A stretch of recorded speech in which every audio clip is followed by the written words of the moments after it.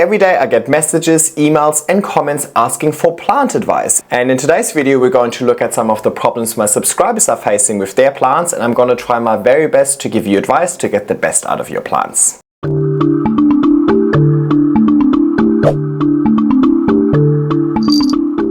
Hey everybody, and welcome back to my YouTube channel. Dr. SPG over here, and the SPG Plant Clinic is officially open. Last week I asked my subscribers to send through their problem cases, plants that they're struggling with, and I'm going to try my very best to provide advice today. But keep in mind, I always just talk from my own personal experience. So hopefully the problems that you are facing are similar to the problems I have been facing over the last 4 to 5 years, so I can provide you with my input. But I definitely don't know everything when it comes to plants. Actually, in the grand scheme of things, I know very, very little. So I'm gonna try my very best today, but just a little disclaimer, my advice is not a guarantee that your plant is going to be thriving. Especially doing this virtually, there might be something that is impacting the plant that I am unaware of. Some of my plants are struggling, and sometimes I don't know why exactly they're struggling. And well, I spend a lot of time with them, so it is going to be my best guess. There's absolutely no guarantee, but I'm very much trying my best to help you as much as I can. I hope you're going to enjoy this concept, and I'm assuming there will be a part 2, so I'll leave some instructions in the description as well that explains to you how you can submit your problem cases for a part 2 if you would like to get my advice. But let's get started. This plant I bought in 2024. Since then is not getting proper leaf, and the new leaves are coming curl and small. It's in aroid mix and other plants are doing well on it, so can you help me determine the issue here and the solution as well? From Gaurav Baipai. I hope I'm pronouncing that correctly. You only sent through one photo. It looks like a global green pothos, and I know what you mean with the leaves coming out a little bit curled.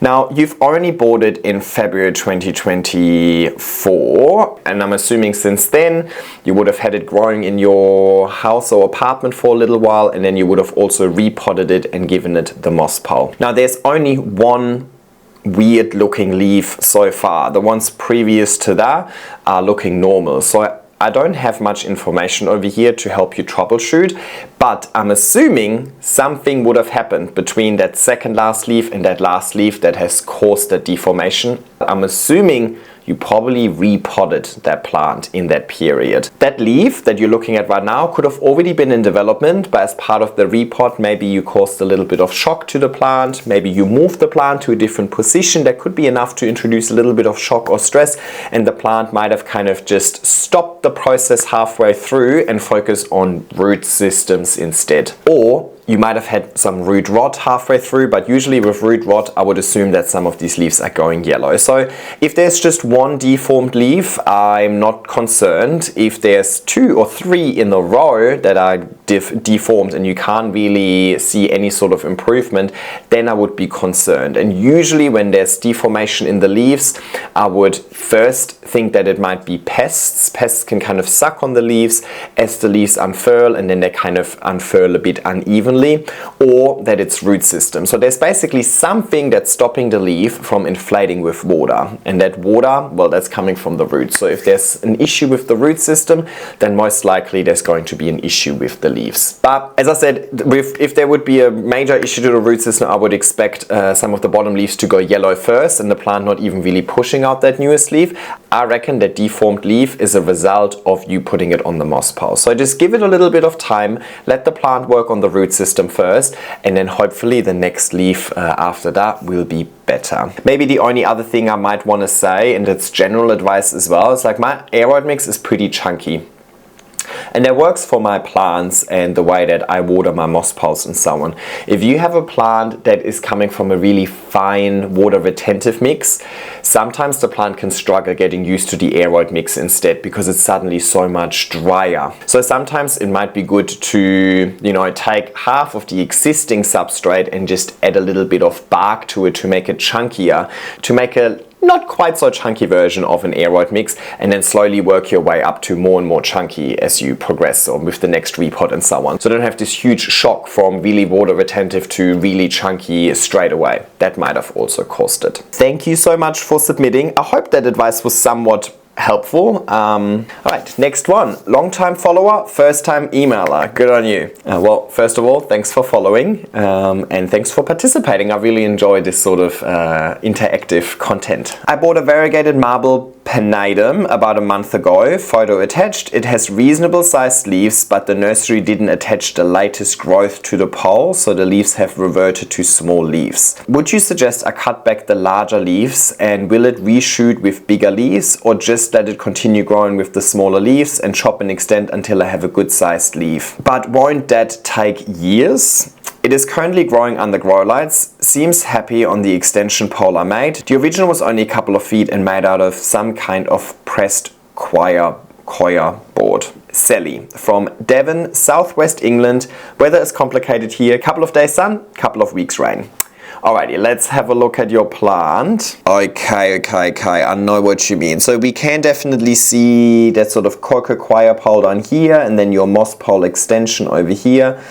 And yes, this actually has very nice leaves down here, and then suddenly the plant started growing this runner. Alrighty, so what I would do over here is I would definitely chop the plant over here where the latest like nice growth is, and then let the plant reshoot. Now when you cut the plant and it needs to reshoot, whether or not the new growth is going to revert basically depends on a couple of things. Well, it depends on the size of the cutting that you take in the first place and the maturity of the cutting, and it depends on the root system that this cutting has. Now over here you're cutting the top off, and yes, you can try and propagate the top vine, that kind of runner that's run up the moss pole. You can try and propagate that as well, but what you're really trying to do is you're trying to get the bottom part of the pole to reshoot. That bottom part of the pole has many leaves and has a large established root system. You're not cutting one part off a huge established plant. You're actually cutting a useless part off an established plant, but you're keeping the established plant.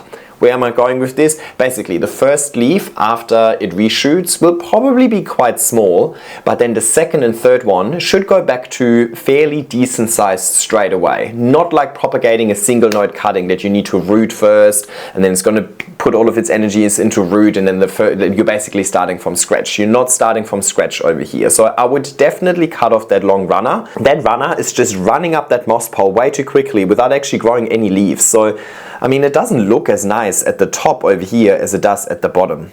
Now that's also another good point. The bottom doesn't even have the moss pole, it has the coco coir pole, yet it has nicer leaves. The top has the moss pole, but has smaller leaves. First and foremost, the pole in itself will never determine the size of the leaves. The pole, however, will help you with future chop and extends.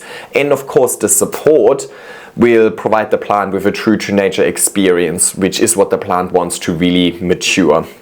So, for example, and I'm going a bit off topic, but for example, I have a tree, the neighbor has a big tree over there, and there's a syngonium climbing up that tree, and as it climbs it matures and start having these ugly, like, you know, mature syngonium leaves, but then it reached kind of like this branch and a long shoot started trailing down. The leaves on the shoot that were trailing down were this big. Tiny, whereas the leaves where it started trailing down from were huge. Now it gets the exact same light. It doesn't have a moss pole either. So yes, while light sets the potential, you still need to realize that potential, and that realization is through the support. Now whether that's a coco coir pole or a moss pole, the moss pole really has the propagation benefits in the long run.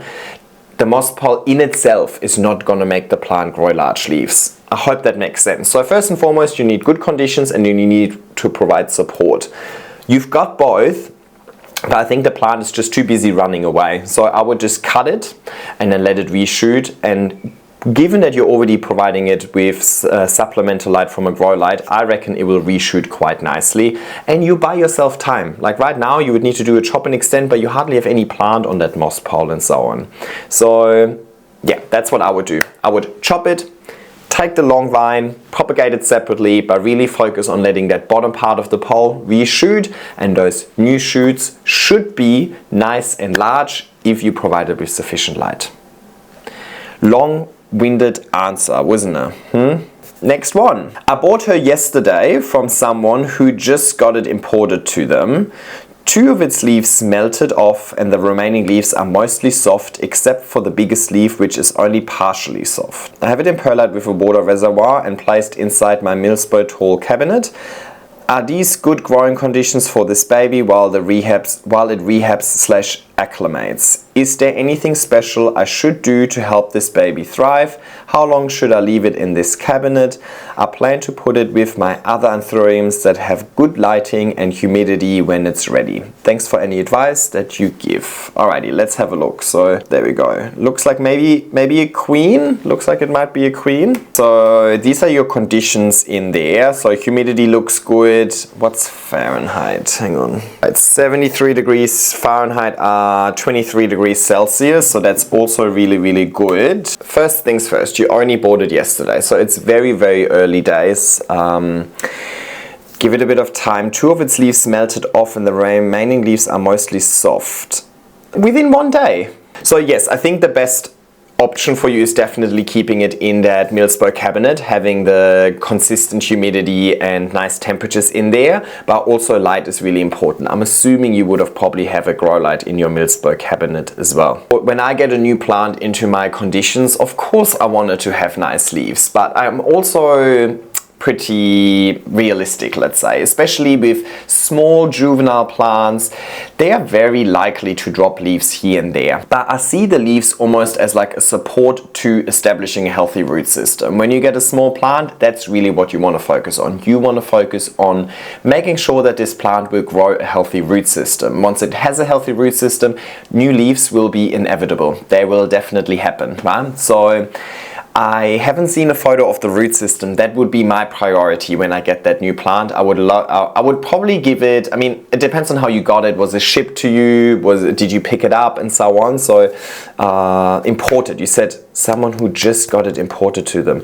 Oh, okay, that makes sense. So that also explains why the leaves melted away. So even more so, if you're importing them, I'm assuming you also didn't tell me whereabouts you're from, but I'm assuming you imported internationally. So maybe you got this plant from a really tropical country and you might be sitting in a really not so tropical country. So this plant would have gone through quite a lot recently, right? It would have taken out of its initial environment, it would have been flown across the world to your friend who then gave it to you yesterday, so another change in conditions. So that explains why the leaves are kind of saying goodbye. So that's okay. Your focus is not necessarily on keeping the leaves alive. For now, you're focused on the root system. Of course, if you have leaves, the leaves contribute to photosynthesis, which will give the plant a better time establishing roots as well.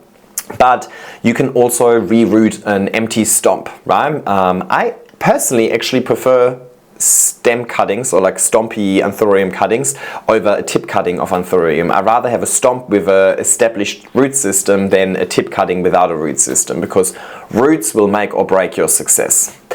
So unfortunately I don't have all too much information over here, but I think focus on the roots. I would definitely have a sneaky look at the roots at the very least. Maybe not straight away if you're already worried that the plant has gone through a lot, but maybe soonish, you know, or if you see the plant further declining, I would have a little look at the root system. Yeah, and then is there anything special to help this baby thrive? Once you do know that the plant has an established root system, I personally have my queen in an aroid mix that's a little less chunky, so it's more water retentive. It has cocoa peat, perlite and sand. So sand makes it drain nicely. The perlite aerates a little bit and the cocoa peat has good water retention. I do not let my queen anthurium dry out ever. So definitely a more water retentive aroid mix, but still don't ever neglect drainage and aeration. And I actually give my queen a higher dosage in fertilizer as well, which she seems to really like. So those are my care tips for when it grows up a little bit. But for now, I would just try and minimize any sort of disruptions and keep it in good conditions, and the conditions that you showed me looks really good. I hope that helps. Attached are some pictures of my Anthurium regale. The larger leaf is 18 inches long and it's my centerpiece Anthurium.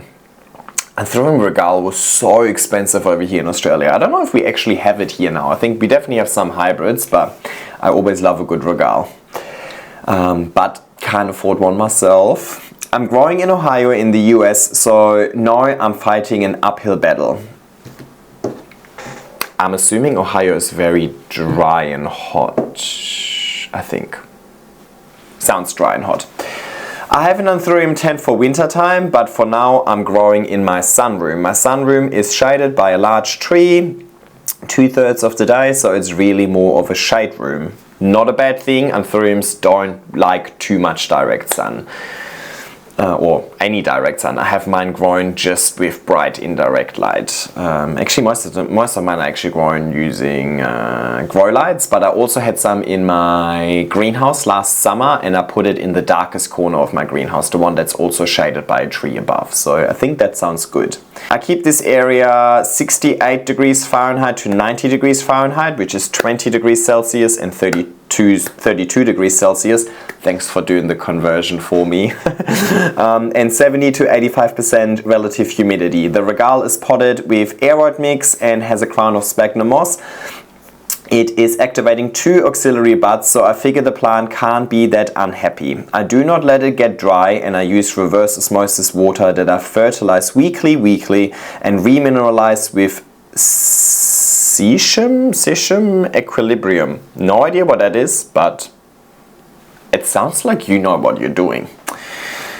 I use GT fertilizer solution or rotate between foliage and flower focus for my Anthuriums. The leaf with damage in the middle emerged and expanded while I was on a trip, so I probably overwatered it before I left and it did the damage. I have a ceiling fan that runs all the time. I regularly get guttation from most of my Philodendron and some of my Anthuriums in the morning. Should I decrease the humidity? I try and keep my VPD. What is VPD? Holy moly. Vapor pressure deficit? What is that? VPD is the deficit between the amount of moisture in the air and how much moisture the air can hold when it is saturated. Wow, you're very scientific on this. I have never heard of this even.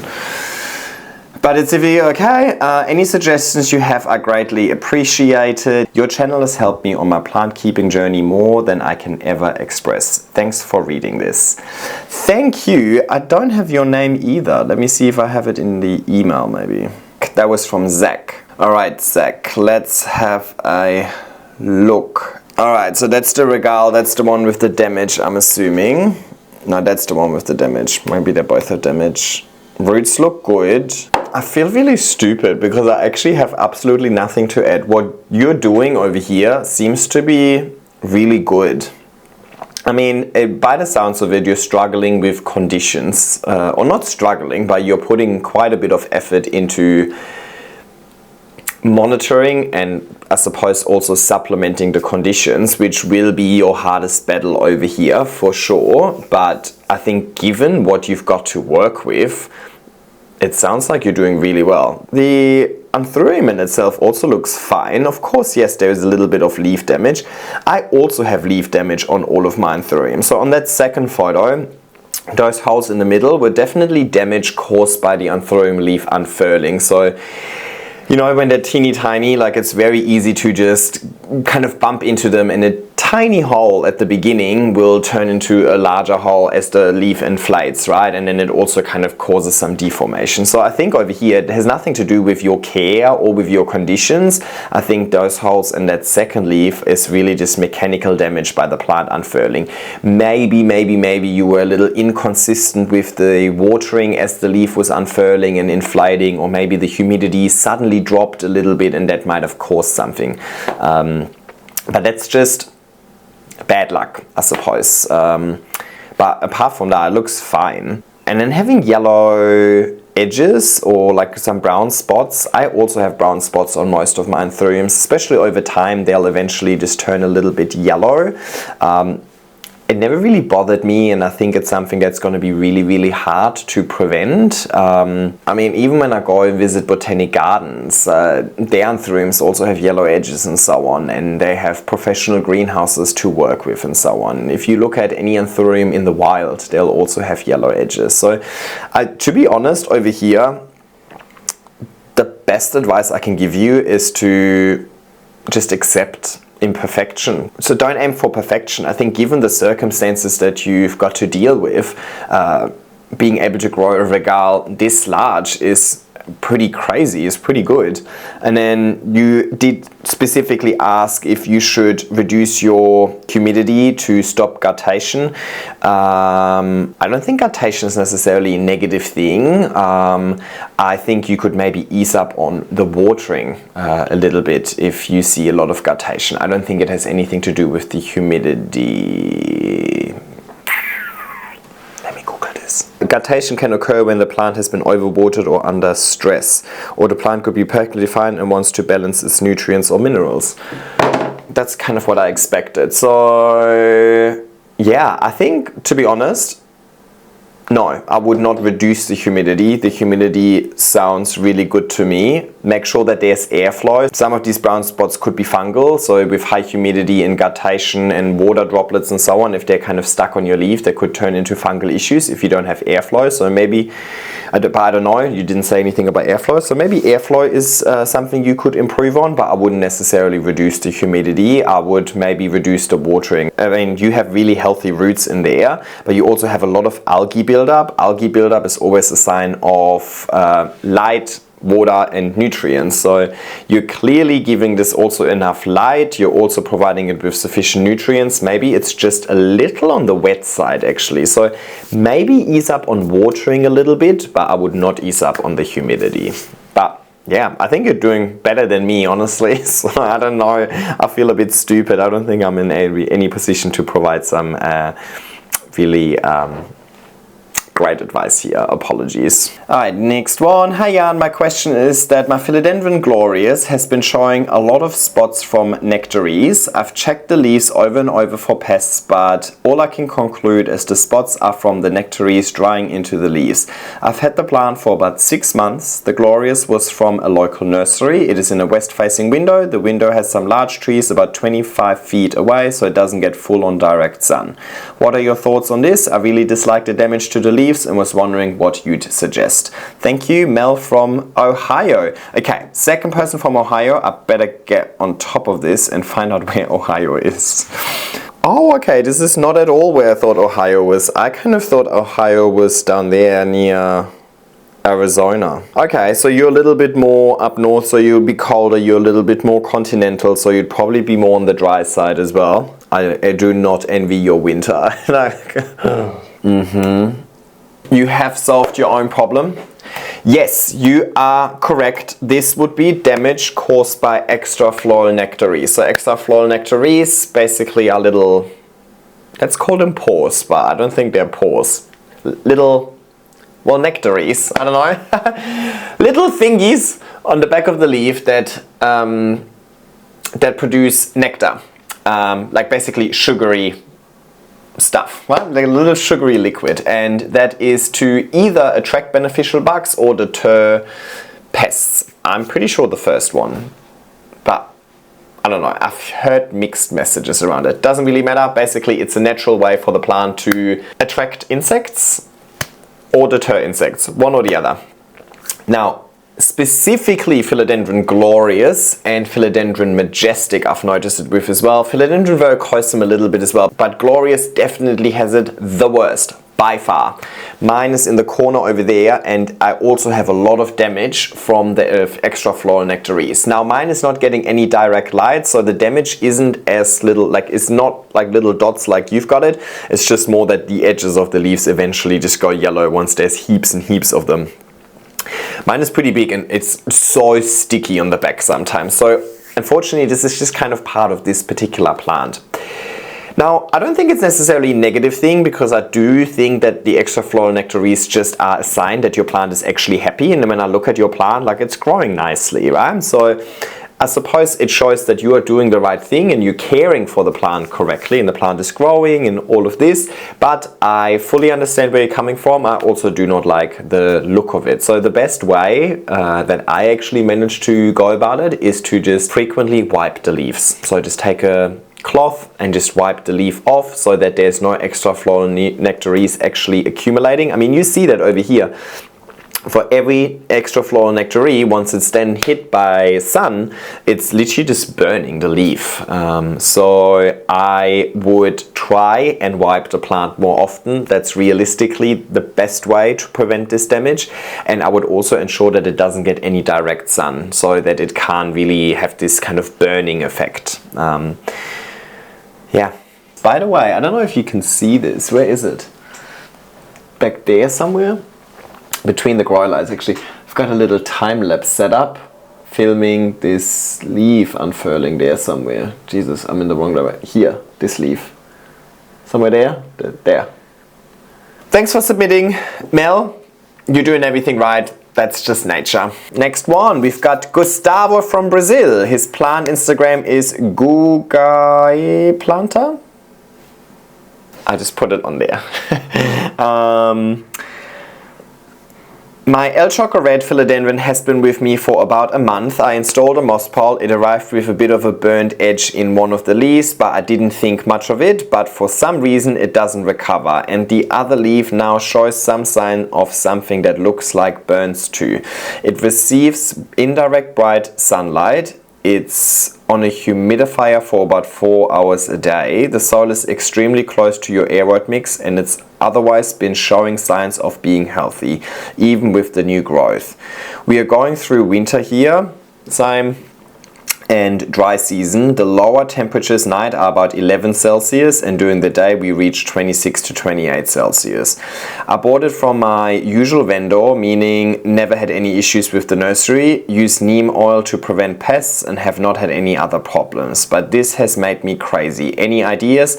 I put it in a clear plastic bag for it to recover temporarily. Thank you. You have changed my relationship with plants, and I'm a big fan. Thank you so much. Oh, I love when I can really have an impact on people enjoying this hobby. So, alrighty, let's have a look at your Philodendron El Choco.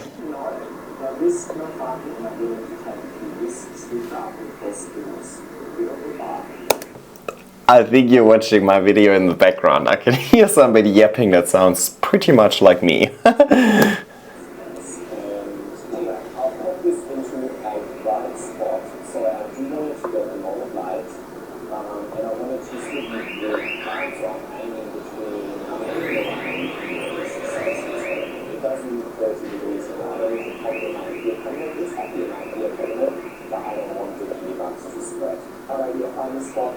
Alrighty, I'm thinking that brown spot on that first leaf is actually fungal, and it might actually get worse by you putting it in a plastic bag. It's not necessarily the high humidity, it's the high humidity without airflow, and that's what's missing in the plastic bag.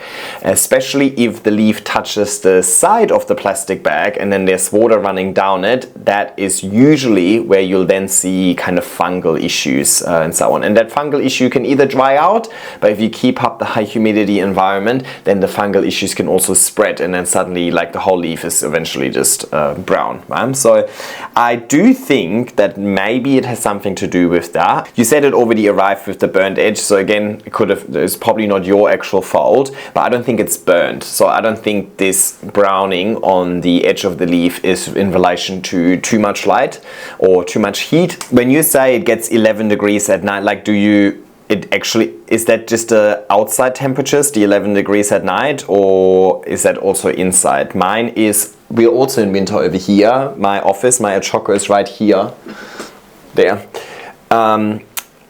My office goes down to like 16 degrees at night time, and then during the day I heat it back up to like 20, 21 or so, and it is still thriving. So I don't think the temperature's over here an issue. You said you've got it on a humidifier as well because it's quite dry at the moment. It doesn't look like a crispy leaf, I don't think the browning is because it's because of low humidity and it going crispy. I think it's definitely the opposite actually.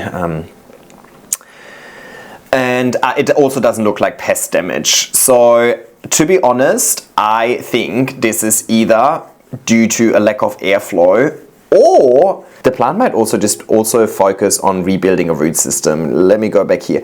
See how the stem was quite thick and then the stem is going thinner over time? That to me says that, well, this plant has gone through a little bit of shock, right? So it was a bit thicker and probably had more roots, and then suddenly something happened to the roots and there's less roots. Something happened for the stem to kind of go smaller, right? Normally as the plant grows, has more leaves, larger root system, the stem gets thicker. So I reckon this plant is also busy re-establishing a root system, but it's still growing via cataphyll, which is a great, so this is the cataphyll over here. So the new leaf is coming via cataphyll rather than out of the petiole of the previous leaf, which is a sign of maturity. So, you know, I think it's going okay. And also something I kind of want to encourage maybe everybody, especially when you have a small plant. Again, it's not about the leaves, it's about establishing a root system within the pot, hopefully establishing a root system within the moss pile really soon as well. Leaves will come and go. These leaves, especially at the beginning, when you onboard a plant into your journey, when you do a propagation and so on, the leaf is just a means to an end. We want the leaf to produce energy so that the plant can grow, but it is not about optimizing the beauty of that specific leaf. So it's almost like see these leaves as sacrificial. Those leaves will never look amazing anyway. The plant is acclimating to your environment, the plant has been repotted and so on. These leaves will not make it for a long time, and these leaves will never look good. So don't worry too much about the cosmetic damage on these leaves. As long as they can contribute to photosynthesis and the plant is growing a healthy root system, beautiful leaves will come. So I would just stay patient over here, but I would definitely just focus on increasing the airflow a little bit. But apart from that, looks good and happy growing. Also, just stay patient. You said it's only been 1 month, right?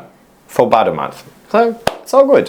Thank you for submitting, Gustavo, and let's move on to the next one. I have a question regarding rehoming selling a Thai constellation. Unfortunately, due to a recent move, I've lost the space to house my Thai constellation inside. It is currently housed outside with recent wind, and with the recent wind it took a fall. Unfortunately lost 2 healthy beautiful leaves in the process. I'm devastated, but it's pushed me to consider selling / rehoming it again. I tried a few years ago with no success. Do you have any tips or tricks on how to successfully rehome a large plant?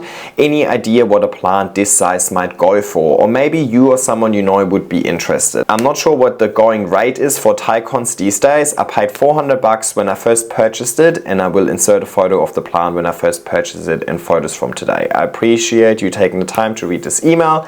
Jasmine. Alrighty, Jasmine, you don't want my advice, you want my marketing. Nah. Okay, so this is your Thai con over here. Looks very nice. And just judging by the products over here, I think you are actually in Australia. That was the Plant Runner company, right? Yep. The plant is looking really good. You clearly know how to look after it, and it's unfortunate that you know, a couple of leaves snap, but that is also normal. Happens to me as well every now and then. Now, when it comes to selling plants, I don't really partake in selling plants too much. I usually give my plants to friends, specifically to Tim, because he helps me film a lot or helps me with content in general. So I have very little experience in selling plants, specifically when it comes to selling more established plants. How much this goes for, it's basic economics, demand and supply. It goes for however much somebody is willing to pay.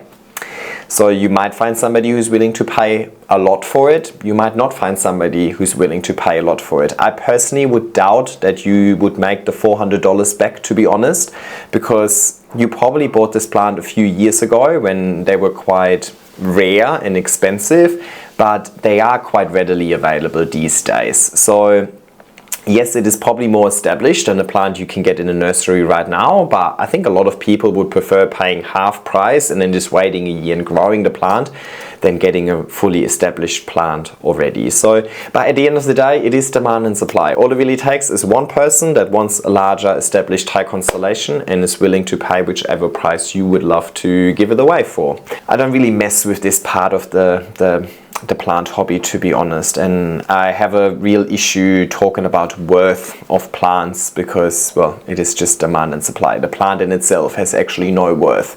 The worth comes from the collector, and I suppose you need to just find a collector who wants it. So I can't really give you a number, but what I personally would do is I would go on well, do your research, do your market research. Have a look at what plant nurseries are currently selling Thai constellations for and how large they are. Maybe have a look at some Facebook groups. I know there's some buy, sell, swap groups, and also again depends on whereabouts you are.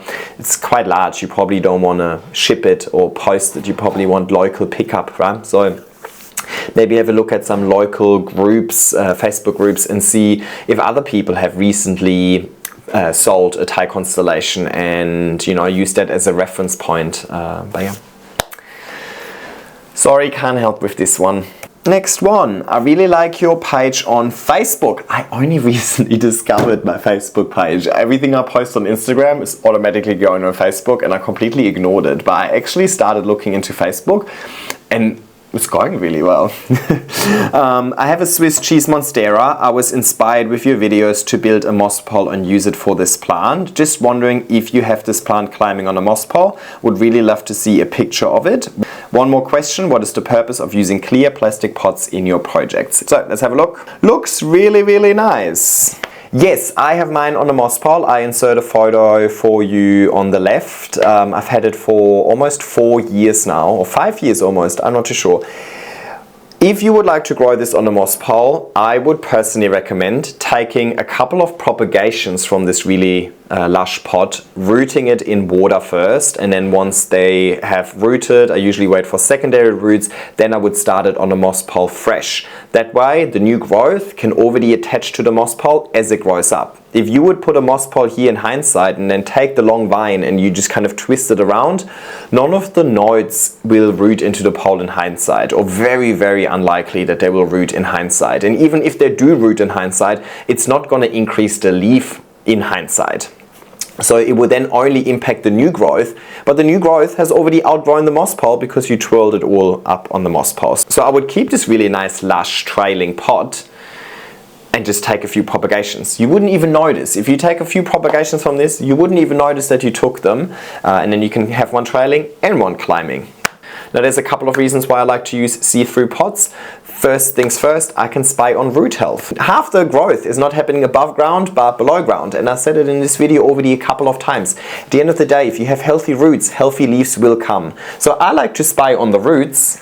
Let's have a look at this, for example. So if I can see that there's healthy roots in my pots over here, then I know that I'm doing everything correctly. I know that this plant is happy, even though above the surface the plant might have not rewarded me with new leaves just yet. So it's basically a way for me to determine whether or not the plant is happy without having to wait for leaves. Second of all, it also helps me identify the watering requirements, right? If I can look at the pot and I see condensation, or I can see that the medium is still quite dark in color, then I know that, well, this is sufficiently moist. Whereas if I pick it up and I don't see any condensation and I see that the medium looks quite dry because it's more light in color, then it's probably a good way for me to water as well. So it really helps with those two things, assessing root health and assessing watering requirements. On that root health thing again, if you would use a black pot, right? To assess root health, you would basically need to take the plant out of the pot, check the roots, and then what if you found healthy roots? Now you potentially caused an issue with the roots by having to take it out of the pot and check it. I don't want to disturb the roots unless I absolutely have to, so that's why I use the clear pots. Now, moist roots, not all roots, because epiphytes also grow on trees and the roots on the trees are exposed to light and so on, but most water roots that are normally growing in the ground are not exposed to light. Roots usually seek moisture and darkness.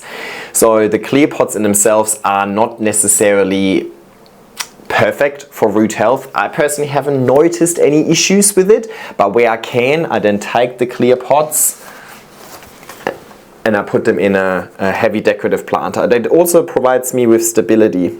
Here you go, another one. You can see some roots, you know. This plant hasn't grown a leaf in a long time, but I can see it has healthy roots, so I'm not concerned about the overall health of the plant. Actually, I forgot one thing. It also tells me whether or not the plant is root bound, right? If you have a black pot, for example, and there's one root sticking out the bottom, you might think, oh my god, it's root bound, I need to repot. With a see-through pot, you might see that actually there's no roots, there's just one root, and that one root found the way out, because roots also seek oxygen.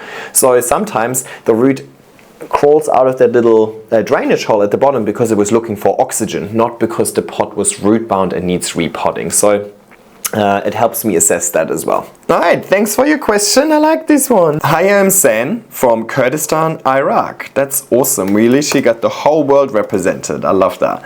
I bought my Milano 3 weeks ago and I let her acclimate for 2 days and then repotted her and added moss pole. I used chunky mix for the soil. Recently, I have noticed that 2 bottom leaves are yellowing and the newest leaf on the growth point is browning. I fertilize her weekly and she is in low humidity environment and gets bright indirect light and the temperature is a little high. Alrighty, let's have a look at that. Looks good. Okay, going a little bit yellow. Yep, okay, I can see the new growth over there going brown. First things first, it's looking good. I wouldn't panic too much. And also, given the timeline that you have talked about, you only got it 3 weeks ago. So in those 3 weeks, it needed to get used to your conditions and you already repotted it on top of that. So there was quite a little bit of stress induced to that plant. I also think Milanos are quite hard plants to grow. I've had mine for 4 years and it has ups and downs and it wasn't thriving at all times as well. So I think you're choosing a pretty tricky plant here in the first place. Now I do think that higher humidity would definitely help your Milano, but I don't think that low humidity is necessarily the reason why you're seeing this yellowing and the browning of the tip. Let's talk about the browning tip first. If your plant aborts the existing growth, it's most likely because something went wrong. Shock. Explains, well, you got it only 3 weeks ago. I'm not too sure how you got it, but it could have been posted to you. I don't know what conditions the plant was in before you had it, and I feel like the conditions that you've got them in now are suboptimal in the first place. So it could just be that this plant grew up in amazing conditions and now you're giving it suboptimal conditions. That's enough reason for the plant to go through shock. And well, if the plant's going through shock, it's going into survival mode. So it's not going to put all of its energy into growing another leaf. It's going to take all of its energy to try and stay alive. And as part of the staying alive process, it's also going to drop the oldest leaves. As long as they're the oldest leaves and as long as it doesn't drop all of them at once, I would not be concerned. Another possibility for shock over here, and again, it's kind of unfortunate. I wish you guys would have shown me the root system as well, right? Coming back to the see-through pots, right? Because I can only guess whether or not the plants have healthy roots. It could be that as part of the potting up, you caused a little bit of root rot. Again, if it was in a really water-retentive mix first, and now you're putting it into a chunky aroid mix, it might be too much of a change for this plant straight away. If you have low humidity and high temperatures, but you're using a very chunky aroid mix, it might be that the plant doesn't get access to enough moisture.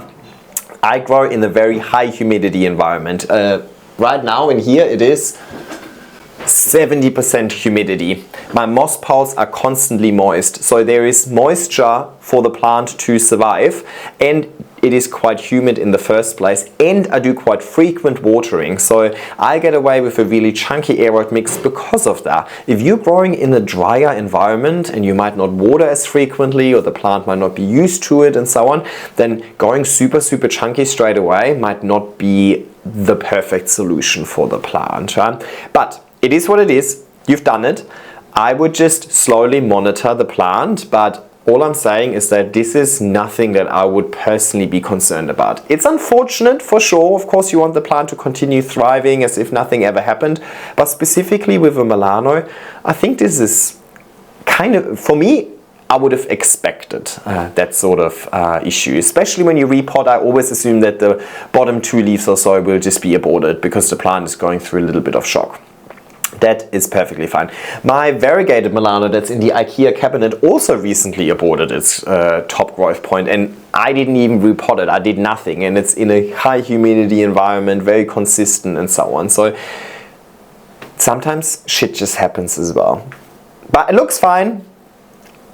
But a little heads up, I would probably try and work on humidity if you can. And I would also probably not recommend starting off with a Milano. I'm still struggling with mine. I would probably recommend a Splendid or a Glorious if you want a velvet plant, or even a Mycans. I think they are easier going velvet philodendron, and you'll have an easier time looking after them. And once you've kind of figured out that they're happy, then maybe I would get a Milano after that.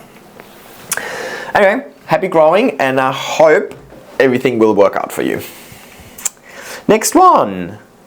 Hello, this is a dragon scale Alocasia and it has suffered from terrible root rot. I got it about a month or two ago. It is fairly new. It used to have an amazing root system. A few days after I got it, I gave it a repot and found 3 corms. Then a while later I decided to put it in semi-hydro as well as another plant. Unpotted it and found it had no roots left, just rot. I don't think it has a rotten tuber. I pulled its oldest leaves off, which are yellowing, and I put it in water. It's sitting on the table beside my window, not in direct light, bright indirect light. Please let me know what you think. Thank you. And this is from Alexis, who is 13 years old, who loves plants, especially Alocasias.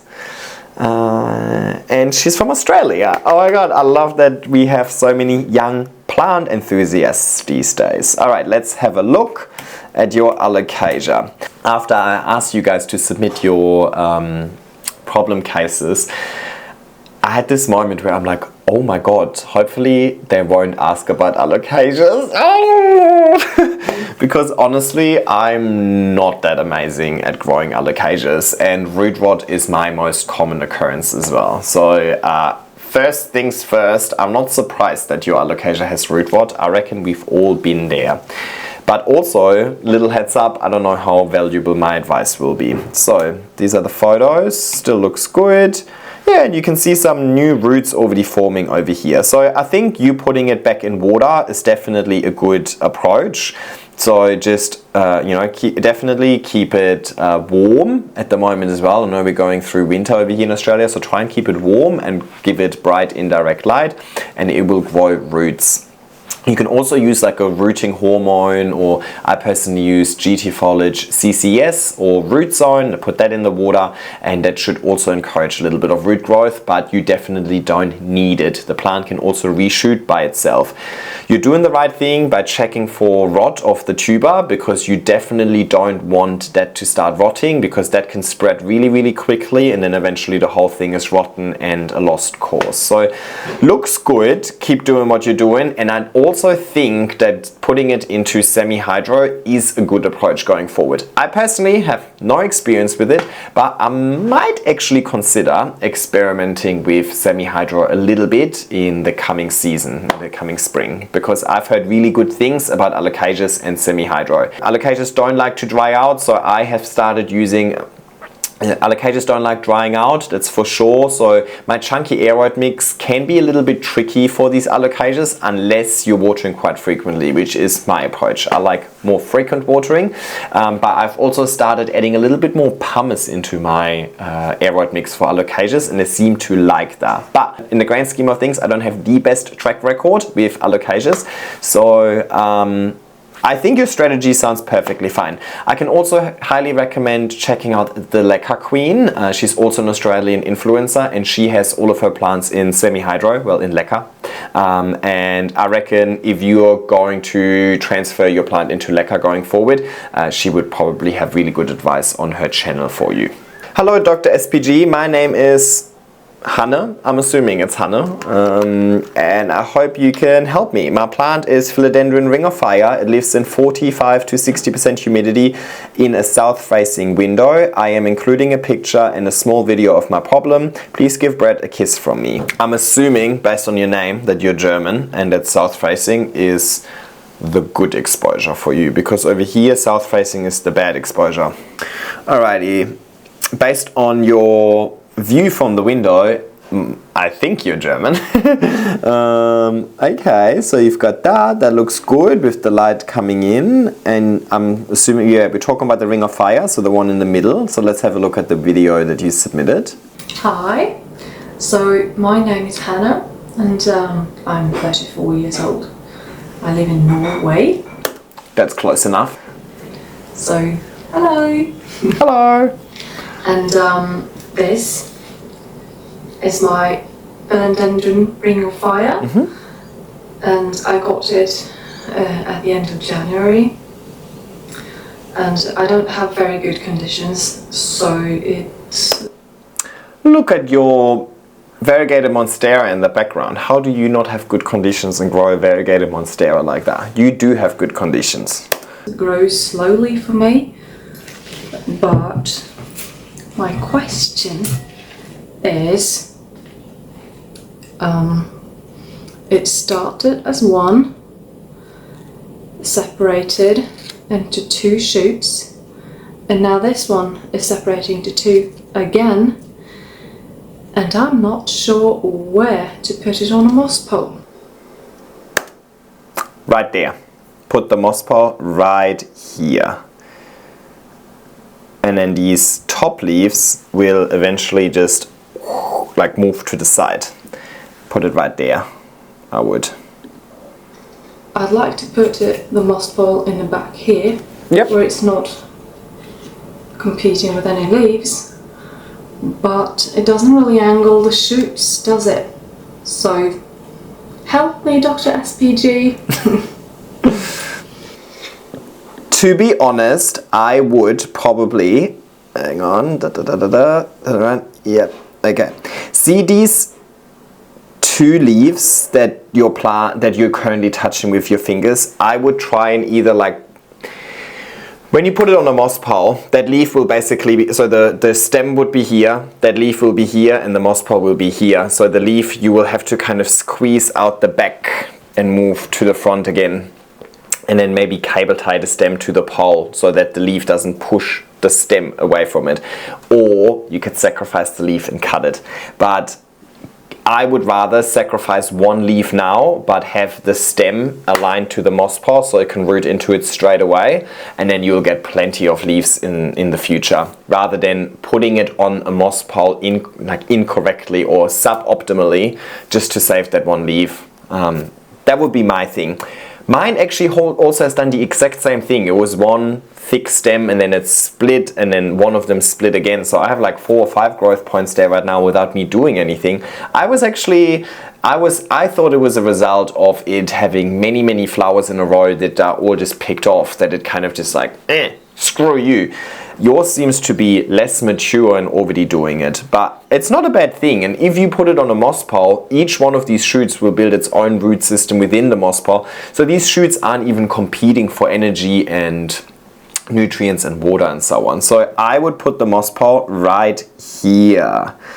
And as a result of that, some of these leaves will be a little bit like, they'll just have to move. Okay, this is a terrible example because the leaf is already dead. I had to cut a bunch of leaves off here recently. Let's not talk about this one. I want to talk about this one over here. Also this one. This one over here. So you can see, obviously I cut off the leaf by now in the petiole, but you can see that this leaf was kind of at the back of the stem. So I just kind of maneuvered it through the back, and then the plant keeps it, you know what I mean? So this will be that leaf that I mentioned earlier, and you can just kind of squeeze it through the back over here. Does that make sense? Don't let that 1 leaf influence how you want to mount your plant on a pole. But yeah, looks good. And I love the variegation that your Ring of Fire has as well. So I think your conditions, well, the results speak for themselves, and looks like your conditions are just fine. So thanks for submitting, Hannah. Hi, Dr. Jan. I live in the north of England where we are in midsummer.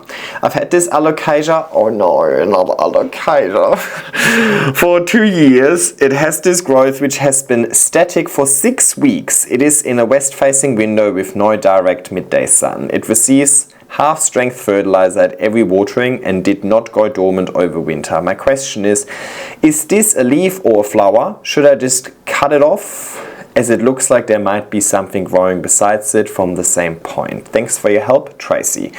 Okay, I can definitely identify a good flower for you because my Anthuriums have all been crazy at flowering. Definitely a flower. Definitely a flower. And there's one there. And most likely, how can I zoom in on this? And most likely, this thing that you're referring to over here, the one that I'm kind of circling, could also be a flower. I've had Alocasias grow up to 6 flowers in a row, like flower after flower after flower after flower after flower. And then eventually there was another leaf. Now, I don't think that's necessarily a negative thing. If your Alocasia is flowering, it just means that, well, it is happy enough to flower, right? It wouldn't flower if it wasn't happy. So that's a good thing. I personally always cut off the inflows because I don't want inflows, I want leaves. Now I've also heard opposing strategies that were kind of saying if you keep cutting flowers, the plant will just grow another flower. So maybe it grew 8 flowers in a row because I keep cutting the flowers, but I just don't want it to waste energy on flowers. So as soon as I realize that this is a flower, not a leaf, I just twist it off to stop it from taking up any further energy. Now this could also be a leaf, the one that I'm pointing out here. It's kind of a bit hard to see, but as soon as you see this bulbous thing at the bottom, that's always a telltale sign that this is going to be a flower. And your Alocasia looks mature enough to also flower, so I'm not surprised. Next one. Hey Jan, this is my Alocasia cuprea. Another Alocasia. I think so far I'm doing okay, but honestly I don't have all too much more to say about Alocasias. I've had it just about a year. It is in a pretty tropical aroid mix, bark, pumice, perlite with a little osmocote mixed in. Because it's outside in a terracotta pot, it dries out quickly, so I water often every other day or so. I do feed it once a week in the spring and the summer with Miracle-Gro tropical houseplant food. I'm in Miami, Florida, and it is of course quite warm and humid here most of the year. I see no signs of pests. Anyway, I covered most of that in the video, as you will see. Any tips are appreciated. Thank you, Mark. Alrighty, can't wait to see this because I know Florida has pretty good growing conditions usually, so let's have a look. Hey Jan, so this is my problem child. As you can see, it is Alocasia cuprea. I've had it for about a year. It's put out 2 leaves. The first one was this one, which was kind of deformed. And then more recently this one, which is better, but still not great. It's in a pretty typical aroid mix. I water it often because it's outside in a clay pot. So probably every other day, sometimes every day. And I do feed it. I think it's Miracle-Gro once a week, and it has a little bit of fertilizer in the mix. It just looks so sad. And my other Alocasias do great. In fact, here in Miami, we grow them out in the garden. What was that? Oh, what is this huge Alocasia over here that looks like variegated?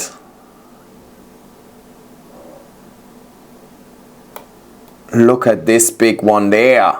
Nice. In the garden. But this little guy is just so sad. And yours is so gorgeous. Any tips are appreciated. Thanks, buddy. Okay. First things first, I feel highly unqualified giving you advice. Looks like you know what you're doing. Okay. Alocasia cuprea. I don't bloody know what I did with that plant because it's the only Alocasia that's really thriving for me. And to be honest, I think you might be providing your Alocasia with too much light. I think the leaves kind of facing forward a little bit is maybe the plant receiving too much light. So it's kind of like trying to get away from the light. I could be wrong. Other thing is, there was some... These first two leaves, they look very fungal to me, to be honest. So there could just be like some sort of underlying fungal issues with your plant as well that's kind of not making it healthy.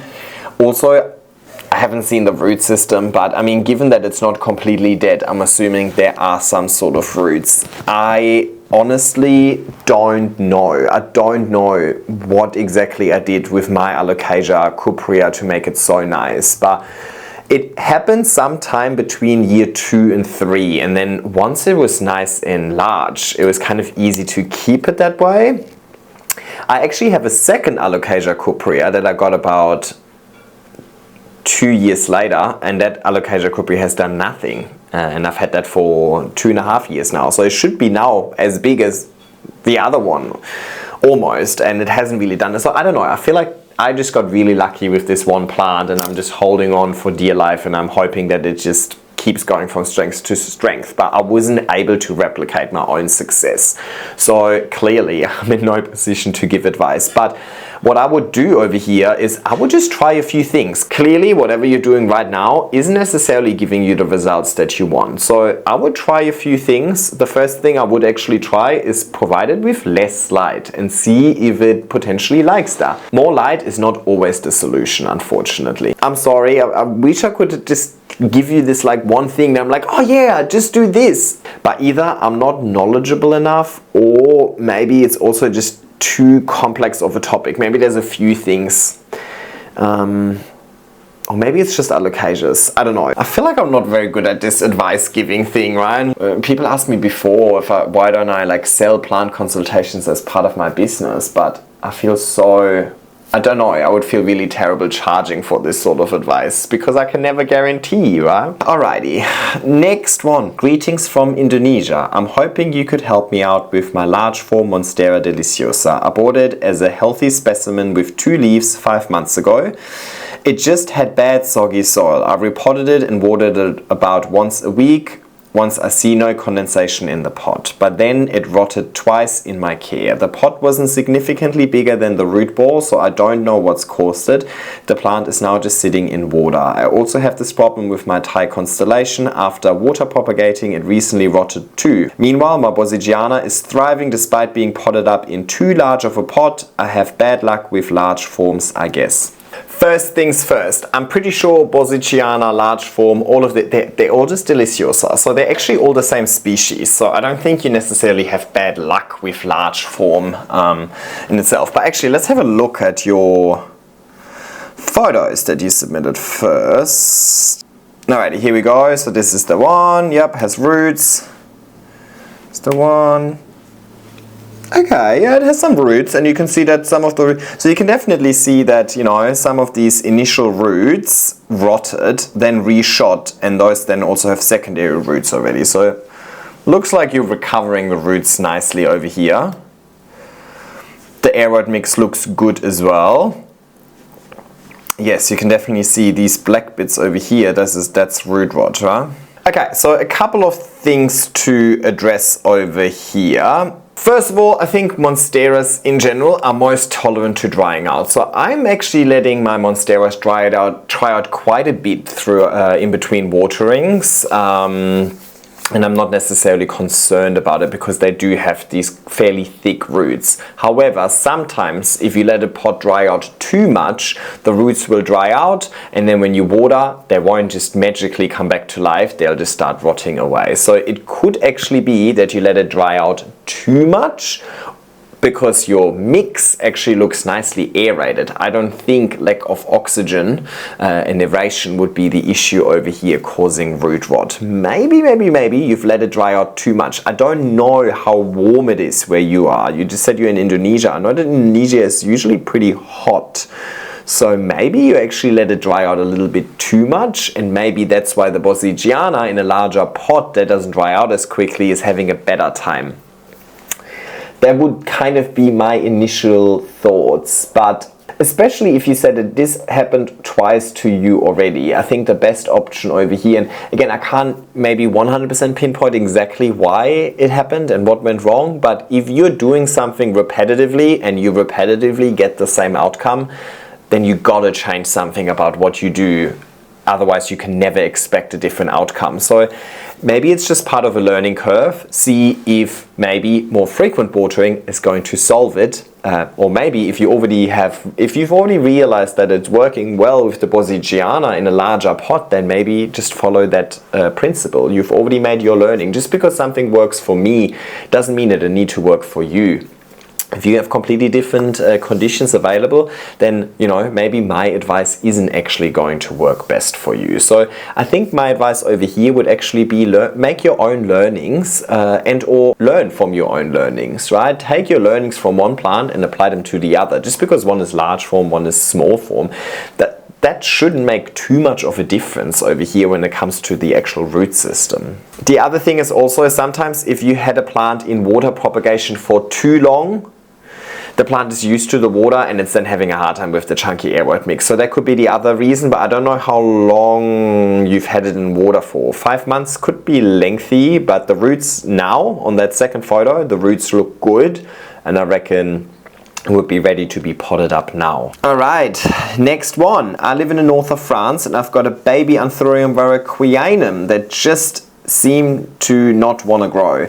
At first I simply repotted it in moss and perlite. He was already in moss when I got it, but the leaves were all turning yellow at some point, so I cut a water bottle in half and improvised a mini greenhouse for him. I've learned that this species needs higher humidity, so all the damaged leaves were replaced by healthy ones over a year, but since it just doesn't want to grow. I provide fertilizer every 3 months. It's been 2 years and he's just stuck on this baby form. He unfortunately got a mealybug infestation, but only 3 months. It's now resolved. It has a few very small holes on one of the big leaves. I don't know where it came from, but he seems to be fine. Still, I need your advice. My room is around 23 to 18 degrees Celsius all year, with extremes of 15 to 35 degrees once in a while. Surely your room is not going to be 35 degrees, right? Water is tap water that waited overnight before I use. I give it collected rainwater as well sometimes. I have a professional grow light for my dark corner, and the room is faced southwest. I have other Anthurium such as Crystallinum silva, and white blooming Anthurium, and some seeds of gracile that I've successfully germinated in moss and grow perfectly with the same fertilizer. This one Anthurium warocqueanum is giving me a hard time and I can't figure out why. Maybe I don't fertilize it often enough. That's my initial thought. I don't know, it's a tricky species, but I'd like to grow it at least a little bit. I joined 4 photos of the Anthurium and also a photo of my fertilizer's composition. It's all in French, but I believe that many words are alike, so it should be okay. Alright, let's have a look at that. By the way, I don't know anything about fertilizer composition. I'm in the business of using fertilizer, not producing it. So, alright, so this is your fertilizer, and yes, it's all in French, and I don't know much about the composition, to be honest. But when I use GT Foliage Focus because it has the 12 essential minerals that plants need. You don't just need NPK and so on, there's actually 12. So I use that one and it's been working a treat. But all I can tell you is that I'm using it and that it works. I don't know necessarily why exactly it works. That's way too scientific for me. It's like, I don't need to know why my fridge is cold. It's just cold and that's good enough, you know. It's good enough for me. I don't need to understand the electronics in the fridge. At least that's my approach. Yeah. Alrighty, so this is it. Yep, that's good. Okay, yep. Smallish. Okay, roots look good. Looks very watery in there, to be honest. I mean, I know they like water, but it looks very watery actually. Okay, like, love the little greenhouse. If a plant isn't growing, I would always assume that it's a conditional issue. So you're either not providing enough light, heat, humidity, or temperatures. Now out of those 4, light is most likely going to set the growth potential. So most likely you're not giving this plant enough light. Once you give it enough light and it grows, it definitely likes slightly more nutrients than any of my other plants. At least that's what I've noticed. But you can identify that by the leaves being kind of really pale in color and instead of having a more deep color. That's usually showing that there's some sort of nutrient deficiency. I think at this tiny stage that the plant is in, nutrients in themselves is not what's stopping it over here. So I think first and foremost, I would try more light and a higher humidity environment. So what you've done with that little bottle seems to, or it should technically be working. So I'm assuming it's then the light. Especially if it hasn't grown in 2 years, I would definitely try a few different spots within your house to see which one it likes best. Just because the Crystallinum and the other ones like it in a specific spot doesn't mean that the Anthurium, the Queen Anthurium, will like it too. Now, it having small holes on one of the leaves is also not necessarily a concern. I think it comes back to what I said earlier. These leaves over here, they're not the show-stopping leaves. They're not the ones, they're just a means to an end. You want the plant to grow leaves so that it can produce energy to grow more roots so that it can grow larger, so it can grow larger leaves eventually. These small leaves will just be a means to an end. So the little holes are just cosmetic damage. That's, you know, the way that the plants kind of grow when they're really small and then they inflate. Like anything teeny tiny can turn into something bigger. Or when, you know, when it touches the side of that bottle and it's a really high humidity environment, it could kind of cause some sort of fungal issue and then just cause some cosmetic damage. But I wouldn't be concerned about the cosmetic damage at this stage. My main concern over here would be that it's just not growing. So you got to do something with it.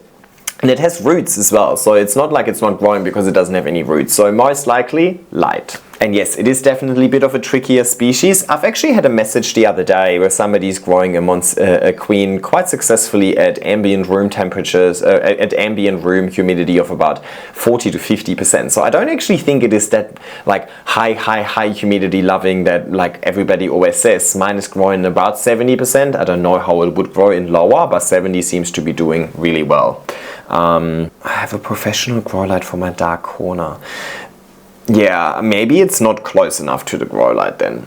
I would, first things first, go with increasing light exposure. Next one. Hi Jan, my name is Barrett and I'm almost 13 and I live in North Carolina and I love aroids and orchids. Have a nice day. I remember Barrett, you sent something through last time as well, so let's have a look at what you've got for me now. My name is Barrett and I'm 12 years old, and the only plant that I could think of that's struggling right now is probably this Philodendron Patricia. Oh. And it's in pretty bright light. It has a new growth point there, but it dropped all of its leaves, and I don't know what's going on. But I think the rest of my plants are doing good. Very well. This is a warocqueanum Amazon sunset right here. I'm so jealous we can't get them over here in Australia. I want one so badly. That's like the only one I really want actually at the moment. I don't really have any other design. Oh, I want the luxuriance as well, but this one I really want. It's beautiful. This Yes. is my other warocqueanum. Nice. There's my glorious. This is Monstera Adansonii alba. Then the alba and my giant Monstera. Nice. And the queen. And yeah, I love watching your YouTube videos. Oh my god, I love your collection, honestly. That's a big glow up from the last time you sent something through, wasn't it? You sent something through with the Inspired by SPG video. I don't remember you having this tent. I think you had everything in your bedroom at that stage. So massive glow up for your collection and everything is thriving in there. So first things first, you're doing amazing. I don't think you need my help, but let's have a look at this Patricia that you're talking about. So first of all, I think there's some weird discoloration on the left side of the leaf over here. Now, I can't really see what it is, but it doesn't necessarily look like pest damage because it's kind of just taking up this perfect little corridor on one leaf. So I think this is actually damage that happened when the leaf was unfurling. It would have probably been the, you know how they're kind of like folded up, and it would be the inside fold, the one that folds out last, and it looks like the plant was not able to inflate that leaf with enough water, like quickly enough for it to kind of go smoothly. So that in combination with it dropping all the other leaves, to me would be a sign for poor root health. So I would really like to take this out of its pot and see what the root health of this plant is like. If it has healthy roots, then, well, we don't necessarily know why it dropped all of the leaves, but you will know that it will grow new leaves. If it doesn't have a healthy root system, then we know why it dropped all of the leaves, and then we can also take action to recover it. So you could then propagate it in moss or water before potting it up again. So I reckon this will be a root rot issue over here. On the topic of root rot, it is usually caused by a lack of aeration or drainage. So basically creating an environment that just encourages fungal. But at the end of the day, it's just a fungal disease, and fungal diseases can spread really quickly from one plant to the other. Could have been in the soil, could have been, you know what I mean? So at the end of the day, I still also experience root rot. happens to me even though I use a very chunky aroid mix, even when I'm very conservative with my watering and so on. Sometimes things just go wrong. So having root rot here and there is just normal as well. So that would be probably where I would check first. That's probably my best guess would be root rot. It's probably something good to consider for part 2 is I need to know the root health, not just the leaves, to kind of make a better assessment. But if you don't show me the roots, I'll just always refer to the root system. It's the easy way out for me, right? Next one. I love your content on YouTube. Thank you so much. I have had this Thai constellation for approximately 4 years. It has seen better days, unfortunately, as I recently had a baby and have not had the time to be able to look after my plants. Well, congratulations on the baby. I think that takes priority. I want to try and propagate this plant and train it onto a moss pole. It is currently on a moss pole, but I want to do a massive repot and just give it the love and attention it deserves. It is currently sitting in my living room getting bright indirect light for most of the day. It is in an extremely large pot as its root system is ginormous. Unfortunately, I seem to suffer from scale on most of my collection, and this guy has just gone through a treatment and some of its leaves were burned as I accidentally left it out in the sun. Any advice is greatly appreciated. How would you approach this repot / propagation? Alrighty, let's have a look. I like this question. Alright, looks good, very mature, looks great. Yes. Nice. Nice, okay. Alrighty, so, I mean, you didn't ask, but clearly you know that you've got the right conditions. You've historically know that you've been able to grow this plant, and you already know why it's been just a little bit neglected for good reason. So at least once we tackle the propagation, you know what you need to do. Now, when it comes to the actual propagation aspect, what I would probably do is, the plant is almost like in 2 parts here, right? You've got this nice part over here that has still a bunch of leaves, but I mean, some of these leaves are also kind of deteriorating over here. So I would cut this leaf off, for example, and then maybe cut the stem over here. I don't know whether this plant has rooted into the moss pole or not. I can't see if it has a root system, but I know that there's a few large roots going out here, and I would hope that they're going back into the pot. So I would probably cut where you've got that Velcro over here at the moment. I would cut it over here and then leave the top part as one piece. Now, of course, that top part would have way too many leaves for the root system that it has, but it has some sort of a root system, better than nothing. And it's already on a moss pole, so you know, you can kind of just continue the journey of this plant. This plant is not going to grow very fast, or it's going to climb very fast. It is going to stay quite compact. So I would also consider maybe giving it a slightly thicker moss pole with more volume in it. But I would keep this top part as one. And as a result of the chop, it will start dropping the bottom leaves because, well, it has a root system disproportionate to the amount of leaves it needs to support. But you know what? These older leaves aren't looking that great anyway. These can easily be sacrificed. You then end up with this ginormous bottom part that has a lot of nodes, a lot of roots, but nowhere to go with it. So that bottom part, so anything under this Velcro from below, I would actually chop in at least 2 or 3 spots as well and have it all reshoot. You don't even need to repot it, to be honest. You can just leave it in there and let it reshoot and give the new part, give the top part a new pot and so on. That's what I would do. Yeah. Now, you're lucky that most of these aerial roots have already made contact with the substrate and have built a new root system. So it's basically, you don't need a moss pole over here because each node is still making contact with the substrate somehow, right?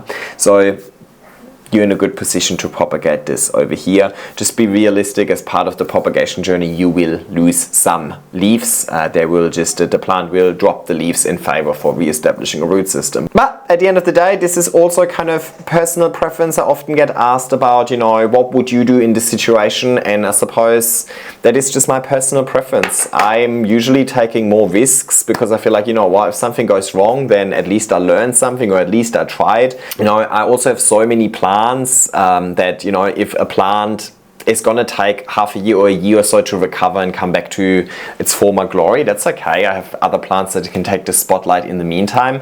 If you only have 1 or 2 plants, you don't, you might want to keep it as that statement piece that it is, because otherwise it would just look boring in the meantime. So I think at the end of the day, it is personal preference as to what you do, but I suppose you asked for my opinion, right? But one advice I can give to everybody is to, when you propagate, if you want to reduce the shock on the plant and reduce the amount it reverts back to, then always try and take cuttings that have leaves and roots in proportion to each other. So a huge cutting with huge leaves but no roots will revert, or will at least abort the existing growth.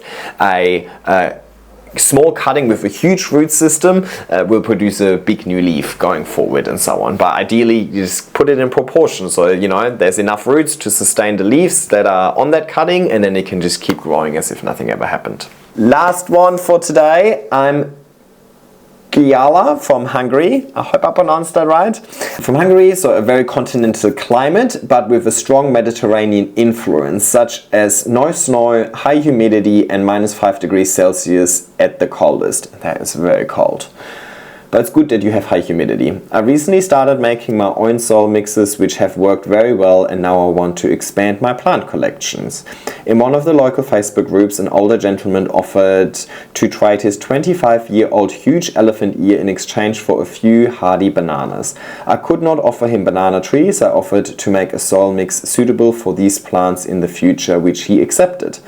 So now I'll soon be the owner of this elephant ear shown in the picture, which I need to repot ASAP in a huge pot with a diameter of 50 centimeters. I already learned a lot about care conditions, but I'm not sure that a standard Alocasia soil mix is suitable for a plant in this age.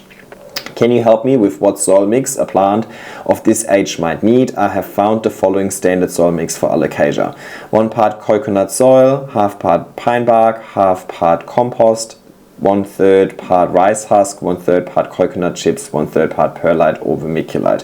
Fortunately, I have all these available. Also tried indoors with another Alocasia, it works pretty fine. Since then I have had several types of volcanic rocks too. Pumice unfortunately is not available here for gardening purposes. Instead I have a rhyolite, tuff, basalt and red lava rock. Yeah, I could even use these, however I don't know how much an old plant needs these fancy things. Maybe I should focus on organic nutrition better. Okay, let's have a look at those, but again I don't feel very comfortable with Alocasia questions, to be honest. Wow, that is huge.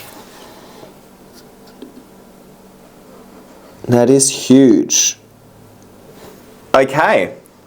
That is a big plant. Now, usually my advice would be that with mature plants come thicker roots. Thicker roots can handle a more chunky mix usually. But with Alocasias, they don't necessarily like drying out. Especially if you grow them outdoors, I think I would go for a rather water retentive mix over something super chunky, so you don't end up watering all too frequently. But always make sure that there's good drainage regardless. So I think the mix that you explained sounds perfect in theory. Again, you don't have to overcomplicate it so much as well. I'm assuming that the photo that you sent me is the photo that the guy has sent you, the one that he wants to trade you with. I reckon you'll have the best success by trying to match the existing soil.